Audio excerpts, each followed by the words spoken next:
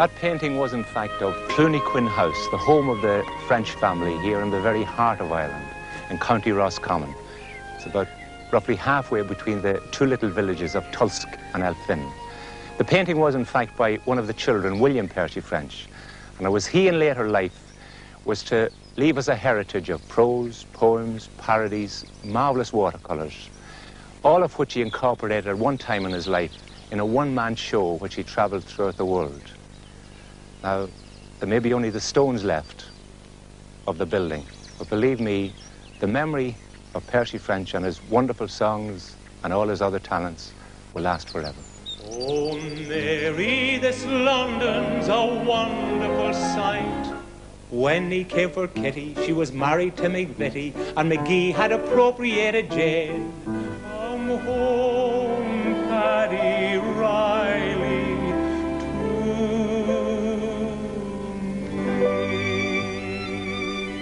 Just in case any of you were in doubt as to the identity of who I'm speaking about, there were a few reminders. Now, Percy French got a very sound education at various schools and colleges in Ireland and England, and we find him eventually entering Trinity College in Dublin to study for his civil engineering degree. Now, let me tell you at this juncture, he never wanted to go to Trinity, and he certainly didn't want to become an engineer. Now, he hadn't arrived in Trinity very long before he became an integral part of the social life of the college. And a feature of the social life were what they called the college smokers. And it was for one of those smokers he was to write his very, very first composition. Now, I'm afraid, not knowing very much about the intricacies of registering copyright, etc., he forgot to do anything about that aspect of it until it was much too late. Now, I think it's an excellent example of early Percy French humour, in which he takes a very ordinary, common a garden event and raises it up to the veritable heights of an epic. Now the sons of the prophet are brave men and bold, and quite unaccustomed to fear. But the bravest by far in the ranks of the Shah was Abdul Bulbul Amir. And the heroes were plenty and well known to fame in the troops that were led by the Tsar. And the bravest of these was a man by the name of Ivan Skavinsky Skavar. One day this bold Russian had shouldered his gun and donned his most truculent sneer. Downtown he did go, but he trod on the toe of Abdul Bulbul Amir. Young man, quoth Abdul, has life grown so dull that you wish to end your career? Vile infidel, no, you have trod on the toe of Abdul Bulbul Amir. So take your last look at sunshine and brook and send your regrets to the Tsar. For by this I imply you are going to die, Mr. Ivan Skavinsky Skavar. Said Ivan, my friend, your remarks in the end will avail you but little, I fear, for you ne'er will survive to repeat them alive, Mr. Abdul Bulbul Amir. Now this bold Mameluke drew his trusty shkabuk with a cry of Allah Akbar, and with murderous intent he ferociously went for Ivan Skavinsky Skavar. Now they fought all that night neath a pale yellow moon. The din, it was heard from afar. Huge multitudes came, so great was the fame of Abdul and Ivan Skavar. As Abdul's long knife was extracting the life, in fact he was shouting huzzah, he felt himself struck by that wily Kalmuck, Count Ivan Skavinsky Skavar. Now a Muscovite maiden her lone vigil keeps by the light of a pale polar star, and the name that she murmurs so oft as she weeps is Ivan Skavinsky Skavar. And a tomb rises up where the blue Danube flows, and engraved there in characters clear. A stranger when passing, please pray for the soul of Abdul Abulbul Amir.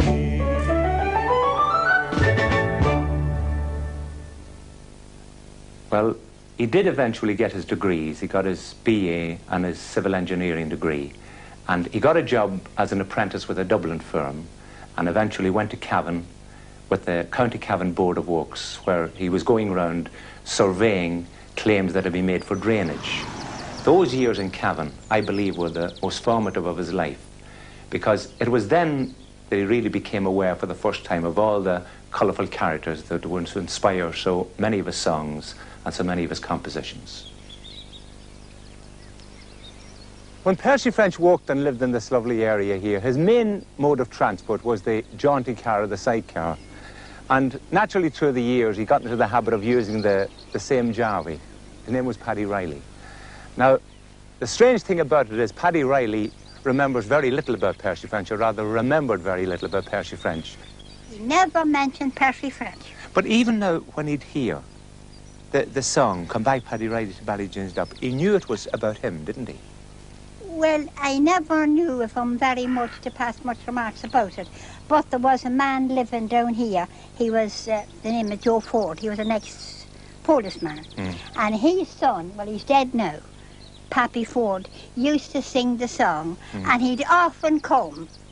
He'd often come in, and he'd sit there, and when he'd be going, he'd sing for them. Yeah. But my father never mentioned Percy French no more than any other one, because I'll tell you why. He was just put down as an ordinary man. Just a fair. Just, yeah. One of his fairs. Yes. But I can't understand, though, Bridget, is why he didn't, knowing the song was about him.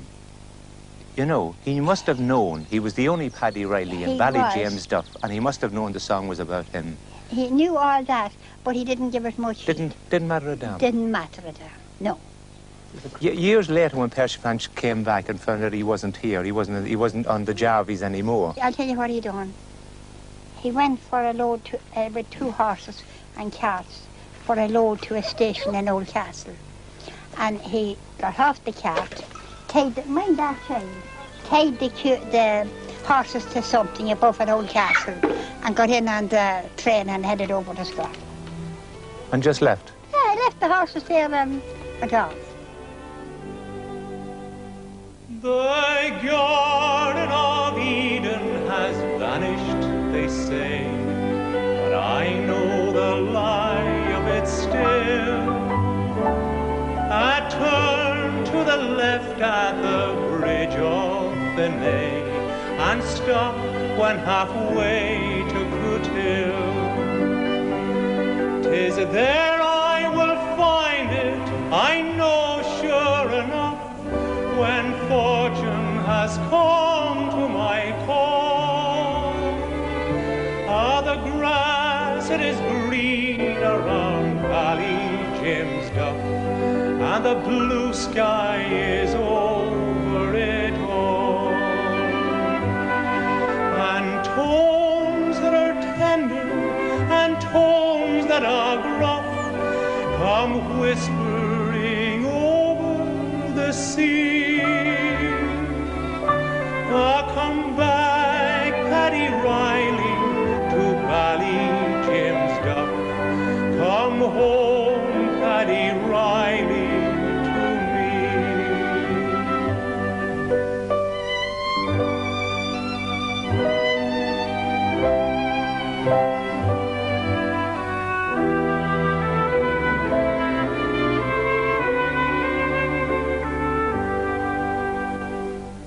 My mother once told me that when I was born, the day that I first saw the light, I looked down the street on that very first morn and gave a great crow of delight.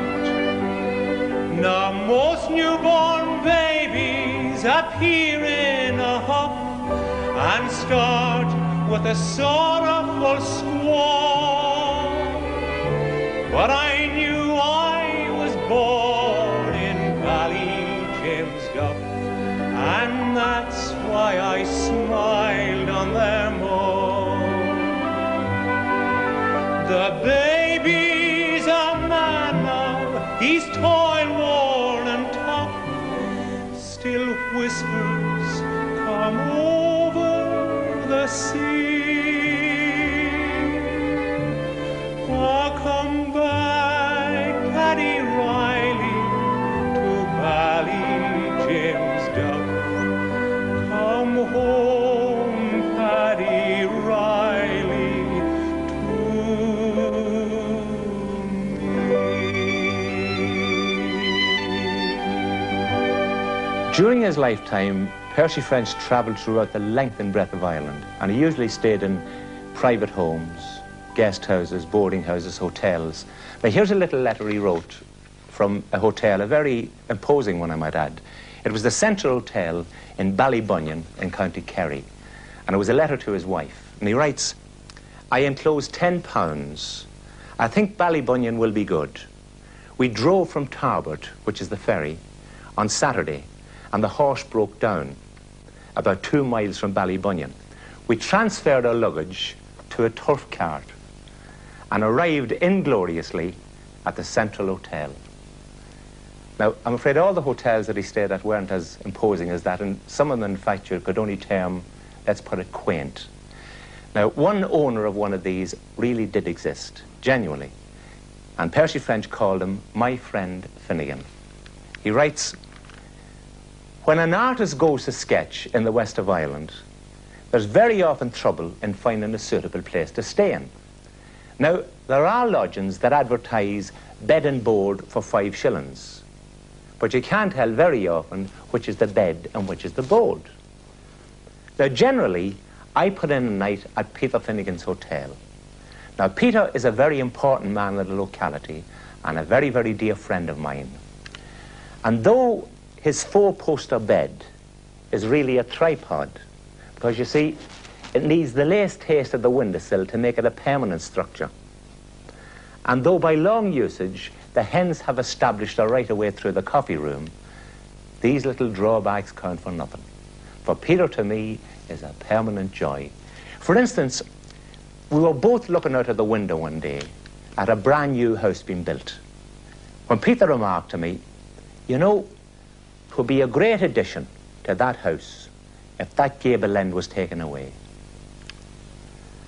For instance, another day, another little story, a very angry visitor stormed down the stairs one day and shouted, look at my shoes. I left them outside my door last night and nobody's touched them. That's the sort of hotel we keeps as Finnegan. You could leave your gold watch outside and nobody would touch it.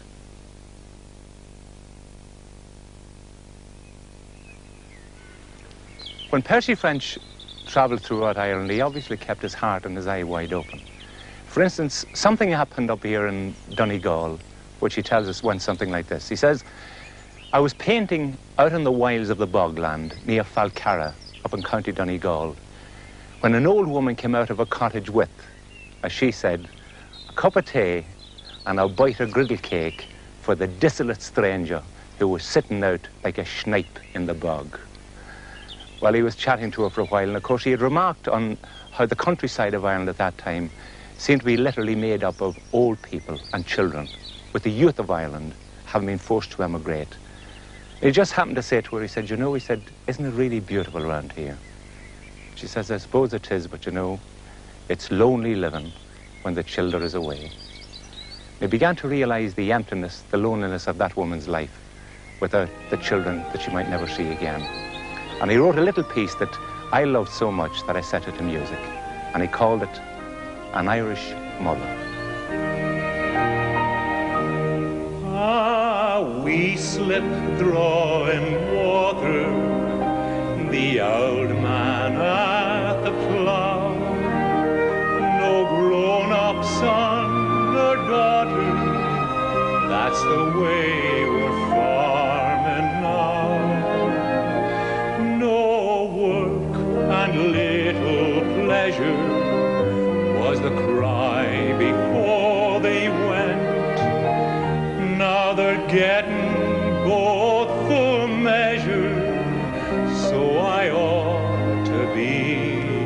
content.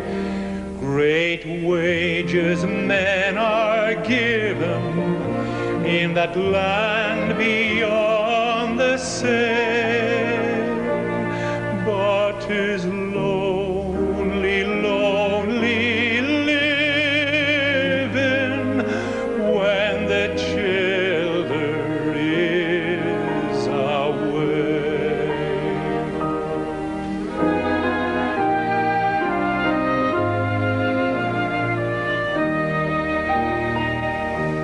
When the shadows do be falling on the old man there and me, 'tis hard to keep from calling, "Come children to your tea."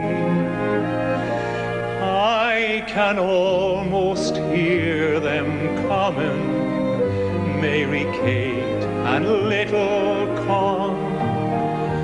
Oh, but I'm the foolish woman, sure they're all grown up and gone, that their sins may be forgiven and not one go astray. Sure, I doubt I'd stay in heaven if them children was away. If them children was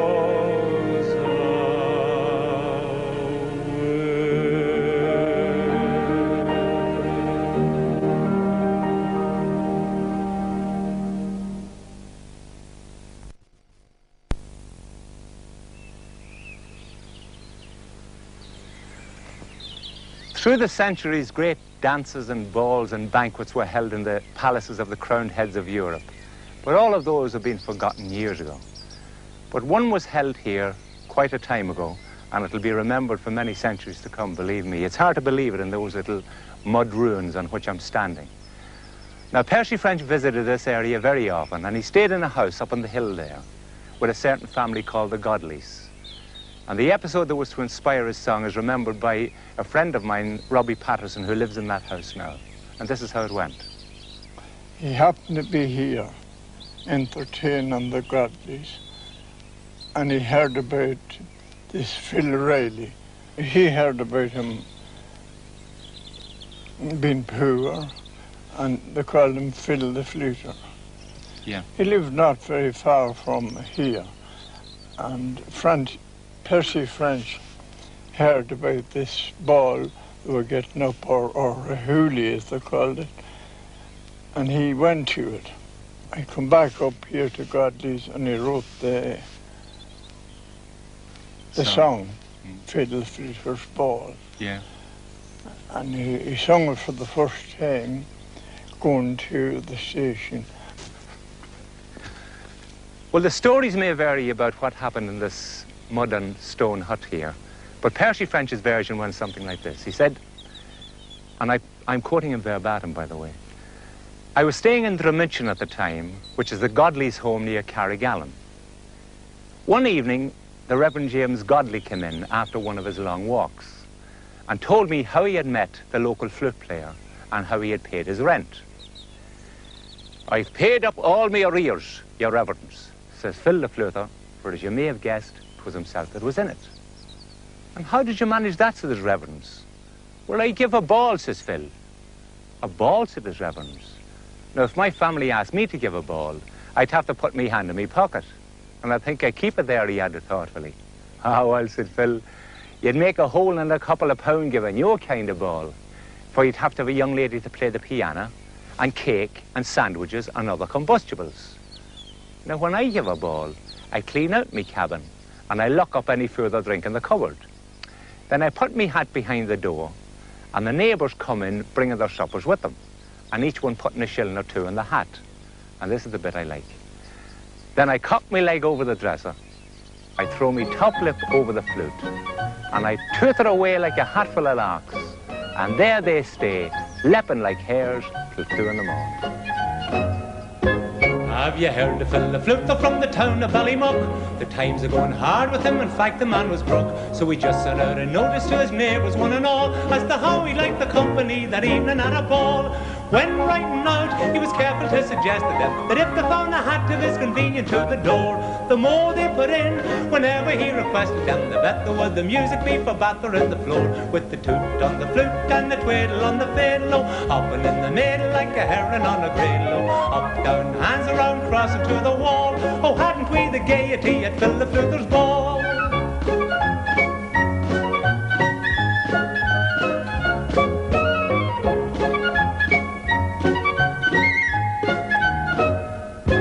There was Mr. Dennis Doherty who kept the running dog. There was little crooked Paddy from the Tirralocket bog. Boys from every barony and girls from every yard, and the beauty from Miss Brady's and the private as and cart. Along with them came Bouncer Mrs. Cafferty. Little Mickey Mulligan was also to the fore.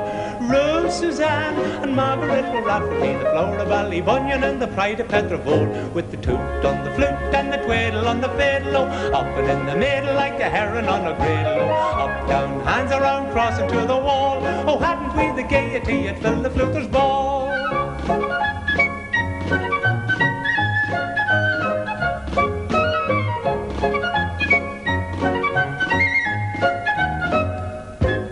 First little Mickey Mulligan got up to show them how, and then the Woody Cafferty gets out and takes a bow. I could dance you off your feet, so she as sure as you were born, if you'll only make the piper play the hare was in the corn.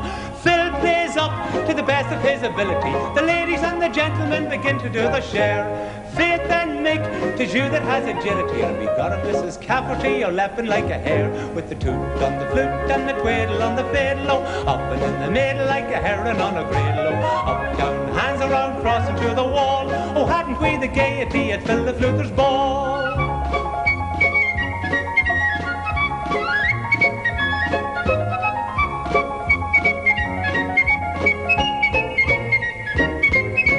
Phil the Fluter tipped away to little crooked Pat. I think it's very time to see for passing round the hat. So Paddy passed the cobbing round and looking mighty cute. Says you got to pay the piper when he tootles on the flute. All join in with the greatest joviality, covering the buckle and the shuffle and the cut. Jigs were danced of the very finest quality, with the wit, the bait, the company, and handle and the foot. With the toot on the flute and the twiddle on the fiddle, up and in the middle like a heron on a griddle. Up, down, hands around, crossing to the wall. Oh, hadn't we the gaiety at Phil the Fluter's ball? Percy French was born in 1854, a matter of years after the great famine of Black 47 and Black 48 had literally decimated the countryside of Ireland. What was once a population of over 8 million, in a matter of years, was 3. Now, the other millions had either died or were forced to emigrate. Now, it's hard for us in this comparatively luxurious day and age in which we live to appreciate what was meant by emigration. But if you think of one small aspect of it, that in many parts of rural Ireland, when somebody from that area was emigrating, they would hold what were called then American wakes. Because to them, genuinely, it was a time of deep, deep mourning. Now, Percy French was leaving on a tour of Canada, the United States, and the West Indies.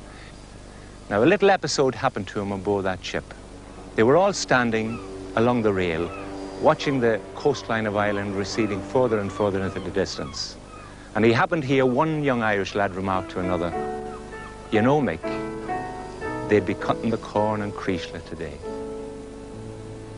Dear Danny, I'm taking the pen in my hand to tell you we're just out of sight o' the land. In that Grand Allen liner I'm sailing in style, but I'm sailing away from the Emerald Isle. And a long sort of sigh seemed to come from us all when the waves hid the last bit of our Donegal. Oh, it's well to be you that is taking your tay, where they're cutting the corn in Creeshla today.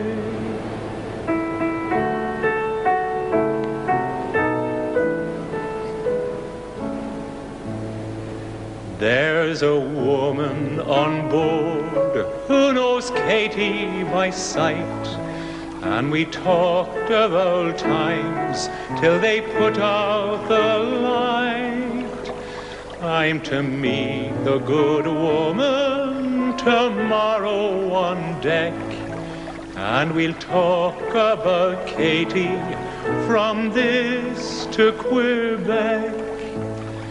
I know I'm no match for her, no, not the least, with her house and 2 cows and her brother a priest. But the woman declares Katie's heart's on the say, while mine's with the reapers in Creeshla today.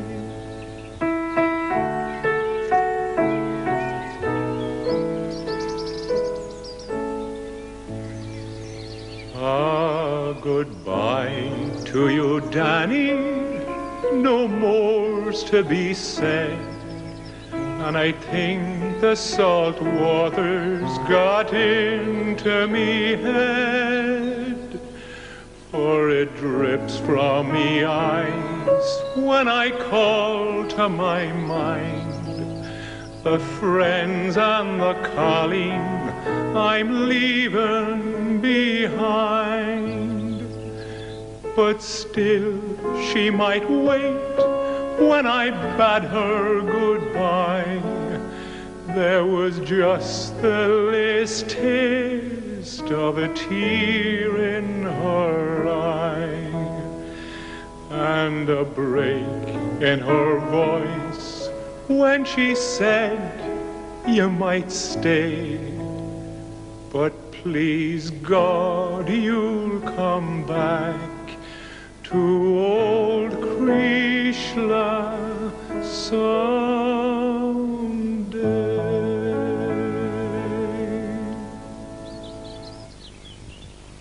We're here in Connemara, and below me there is the town of Clifton, with that lovely backcloth of the 12 pins. Now, a little bit of Percy French's heart always lay here. He lived in London for many years, but his sister was to write, although my brother had his headquarters in London for many, many years, he was, as his wife truly says, never anything but an onlooker on London life. His heart was always and ever with his dark Rosaline, even when he was at the very height of his popularity. His dark Rosaline was, of course, Ireland. Now, there were people, happily few, who thought that Percy French was laughing at and not with his own fellow Irish country people. And as most people really realise now, no patriot, no hero ever loved Ireland with a deeper, purer, more sincere love than he did. His love of Ireland was based on something quite different. He had absolutely no time for politics, religious bigotry, anything like that. And his affection was based on an intense love for the countryside of Ireland. Just the land that is Ireland, the scenery, the beauty of it. And he carried on a lifelong love affair with the country people of Ireland. I've picked out a little piece of verse that I think just about sums up his emotions towards this land of his. And he called it To the West. The Midland Great Western's doing its best, and the circular ticket is safe in my vest. But I feel that my holiday never begins till I'm in Connemara among the 12 pins. The bank has no fortune of mine to invest, but there's money enough for the ones I love best. All the gold that I want, I will find on the whins when I'm in Connemara among the 12 pins. Down by the loch I shall wander once more, where the wavelets lap lap round the stones on the shore, and the mountainy goats will be wagging their chins as they pull at the bracken among the 12 pins. and its welcome I'll be. For no longer I'll meet the hard, pallid faces I find in the street. The girl with blue eyes and the boy with brown shins will stand for the pictures among the 12 pins. Tonight, when all London's with gaslighted gleam, and the Carlton is filled with society's cream, I'll be taking me tay down at old Johnny Flynn's, safe and away in the heart of the pins. Those, of course, were original watercolours by Percy French himself. And in fact, when he was, his love of art, all the way through his life, had some amazing results at times. For instance, when he was in that imposing job, as he referred to himself as an inspector of drains with the County Cavan Board of Works, his office must have been hilarious because the walls, the backs of doors, the ceilings, they all had paintings on them. And in fact, they existed in that house up till a short time ago. Now, in spite of his many talents, and believe me, he had many, he was to consider himself first and foremost a painter. And he freely admits as well it was the ever-changing backcloth of our Irish skies that fascinated him most. And he had a lovely thought about those same skies. His idea was that many of the great painters of the past really come down every now and then from paradise, and they lend their own distinctive touch to the beautiful sunsets and the beautiful sunrises. When painters leave this world we grieve for the hand that will paint no more. But who can say that they rest alway on that still celestial shore? No, no. They choose from the rainbow hues, and winging from paradise, they come to paint, now bold, now faint, the tones of our sunset skies. When I see them there, I can almost swear that grey is from Whistler's brain, that crimson flush is Turner's brush, and the gold is Claude Lorraine.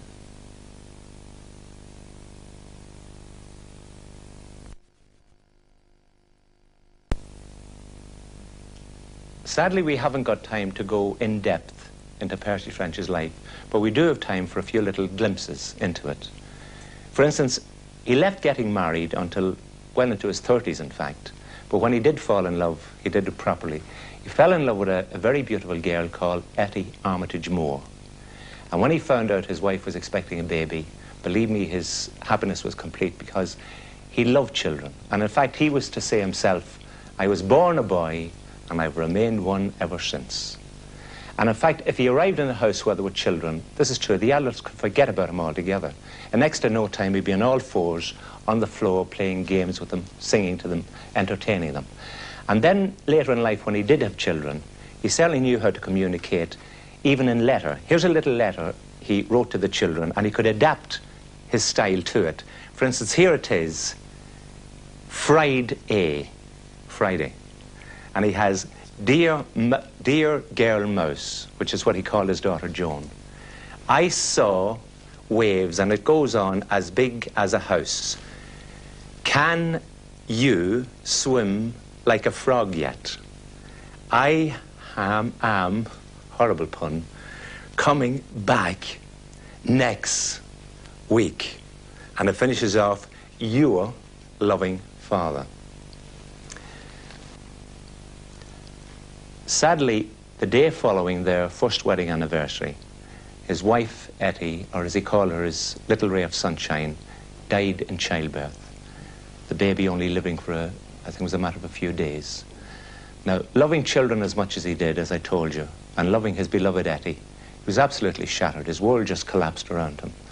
And so quite naturally then, he ceased writing the frivolous little humorous love songs that he had been writing, and he reverted to a more reflective type of verse. Now, I came across one of those verses years ago, and I fell in love with it so much I had it set to music. And I only found out sometime later the background to it, and that was that he'd been wandering some months after Etty had died around a beautiful little townland which lies in the southern part of County Galway, near Lough Rea. And wandering through that beautiful spot one day, he wrote this piece, to his beloved Etty. And he called it after the townland where he was. It was called Gurt Namona. Long, long ago, in the woods of Gurt Namona, I thought the birds were singing in the blackthorn tree. But oh, it was my heart that was singing, singing, singing, with the joy that you were bringing, oh, my love, to me.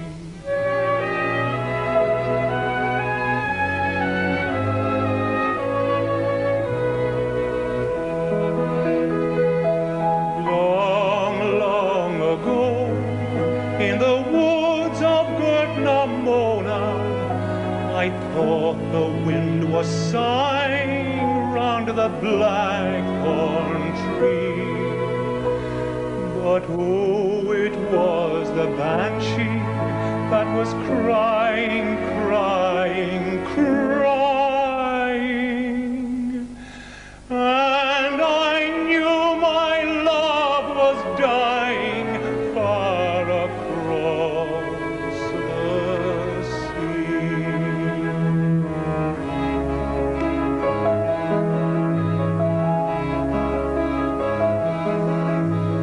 Now if you go through the woods of Gurt Namona, you'll hear the raindrops creeping through the blackthorn tree. But oh, it is the tears that I am weeping, weeping,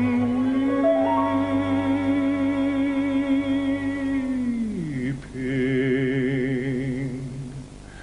for the loved one that is sleeping far away from me. Long, long ago, in the woods of Gurt Namona, I thought the birds were singing in the blackthorn tree. But oh, it was my heart that was singing, singing, singing, with the joy that you were bringing, oh, my love, to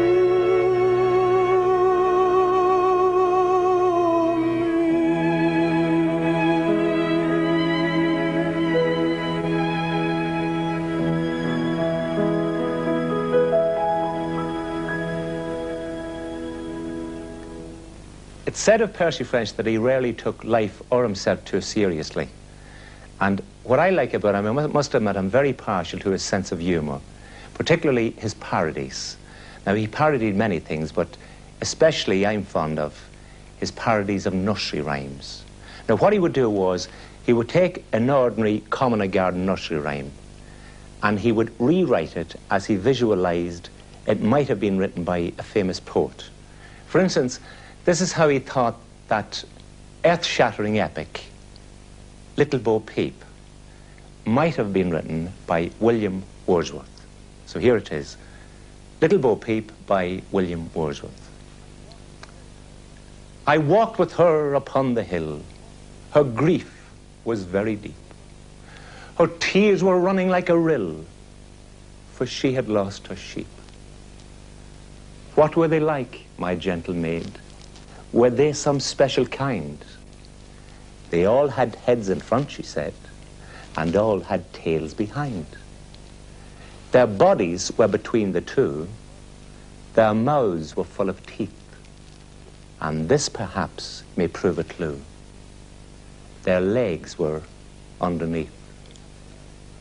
If they have legs, I cried with joy, your tears you may refrain, for 'tis their legs they will employ to take them home again. Now, even in this day and age, believe it or not, matchmaking is still practiced. I think you could say it's practiced in agriculturally impoverished countries. Now, in Percy French's time, it was used quite a lot and had its practical uses.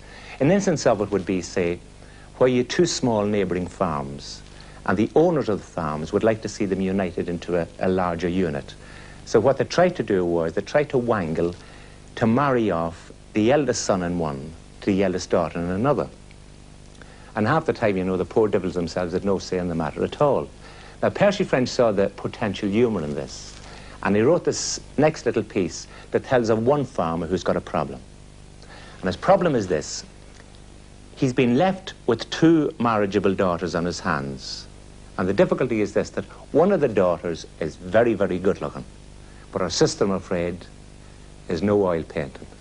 So when he offers them in marriage to a young neighbouring farmer, with the good-looking daughter, he won't give any dowry whatsoever. But with her less fortunate sister, he decides he'll give a dowry of a heifer. And this is the way that the young farmer that they're offered to tries to work out the mathematics of the whole deal to see which will be his best proposition. Now MacBreen had two daughters, and each one in turn was offered in marriage to Jamesy O'Byrne. Now Kitty was pretty, but Jane she was plain, so to make up the differ, MacBreen would explain.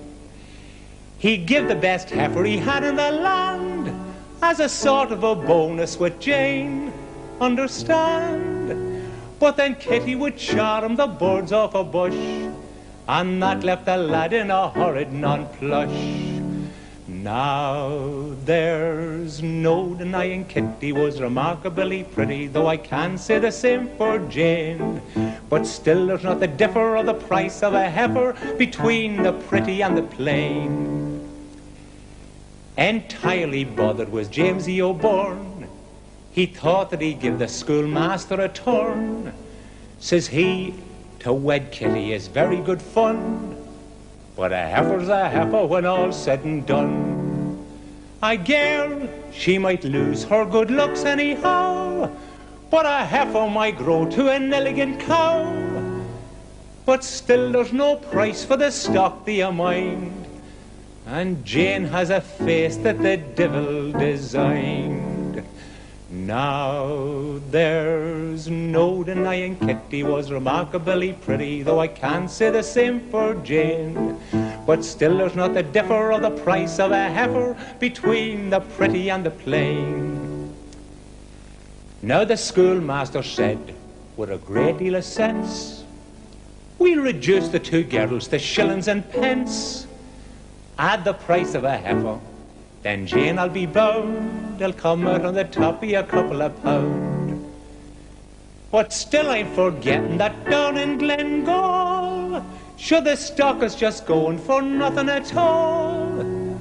So Jim thought he'd wait till the end of the year, till girls might be cheaper or stock might be dear. But when he came for Kitty, she was married to McVitie, and McGee had appropriated Jane. So whether there's the differ of the price of a heifer is a thing that he never could explain. When Percy French travelled throughout Ireland, he seemed to prefer to stay in private homes rather than hotels or guest houses. And the strange thing about it is they seemed equally at home in the lowliest thatched cottage or in the most lofty castle. For instance, now, I'm here in Glenveigh, Donegal, and I'm going through the visitor's book, and as well as lauding the hospitality of the house, he finishes off showing a little drawing that he has obviously taken time doing, showing the butler coming out, reminding him that his jaunting car is waiting patiently to take him on his next trip. Over the pages here, I think this is a beautiful little piece. Very prophetically, he wrote this in 1909. In fact, this was August the 28th. And he called it My Epitaph. And he has, remember me is all I ask. And yet, if the remembrance prove a task, forget. Even Percy French considered his most famous song to be Where the Mountains of Mourne Sweep Down to the Sea. Now, so much folklore has grown around Percy French even now that in all good faith I've been shown so many locations in the Mourne Mountains where he was supposed to have written it. But his own words were, I was standing on the strand at Skerries one clear afternoon. Skerries is precisely where I am now, only a matter of miles outside Dublin. And I continue. He says, when I saw how the mountains of Mourne sweep down to the sea. Now, this line kept recurring to me till one day it wedded itself to an old Irish air. And the combination seemed so happy that I set to work, or rather, I shut myself up in my top room with pen, ink and paper and waited. Now, you'll probably have the gist from that, as indeed I did, that he went back to his digs and skerries here, or at least back to Dublin. But I found out sometime later that in fact it was while he was missing his beloved Ireland in London that he sat down and wrote this very satirical piece about the superficiality of London life. And he titled it, of course, Where the Mountains of Mourne Sweep Down to the Sea. Oh, Mary, this London's a wonderful sight, with the people all working by day and by night. Sure, they don't sow potatoes, nor barley, nor wheat, but there's gangs of them digging for gold in the street. Well, at least when I asked them, that's what I was told. So I just took a hand at this digging for gold. But for all that I found there, I might as well be where the mountains of Mourne sweep down to the sea.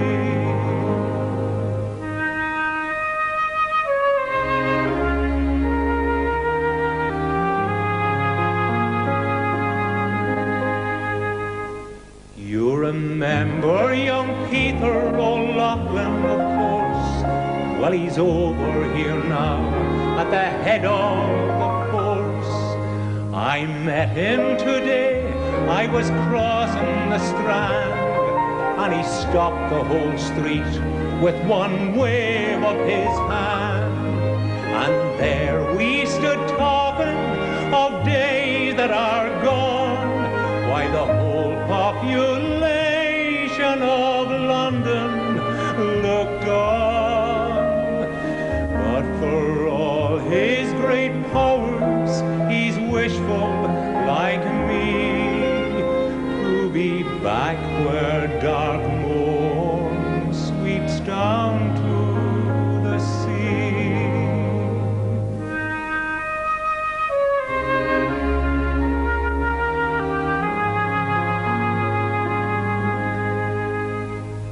There's beautiful girls here, but ach, never mind.